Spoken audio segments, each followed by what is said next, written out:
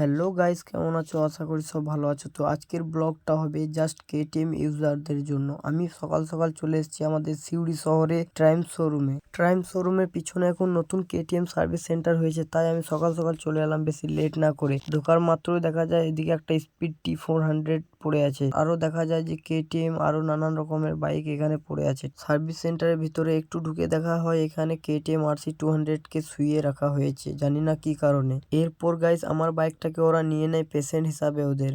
তারপরে খুলে নিয়ে হয় আমার বাইকের এয়ার ফিল্টার বক্স। তো গাইস কেটিএম ডক্টররা তারপর দেখে যে এর ভিতরে কোনো এয়ার ফিল্টারই নেই, কারণ ওরা এয়ার ফিল্টার আগে থেকে আমাকে দেয়নি। তাই আমি উইদাউট এয়ার ফিল্টারেই বাইকটাকে চালাচ্ছিলাম। এরপর গাইস আমাকে ডেকে নেওয়া হয় রিসেপশনে। আমাকে ডেকে বলা হয় তোমার ডিউক পেশেন্টের মধ্যে একদমই ব্লাড নেই। তাই আমাকে ধরিয়ে দিল 1.5 লিটারের মোটুলের ব্লাড। সাথে আছে একটা ব্লাড ফিল্টার যেটাকে বলা হয় মোবিল ফিল্টার, আর একটা আছে সঙ্গে এয়ার ফিল্টার। এরপর গাইস ফটাফট ইনস্টল করা হয় প্রথমে আমাদের এয়ার ফিল্টার।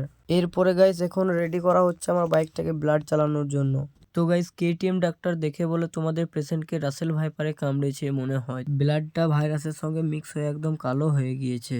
এরপর গাইস আমার পেশেন্টের কন্ডিশন দেখে কিন্তু ডাক্তার একদমই লেট করলো না, লেগে পড়লো ব্লাড চালাতে।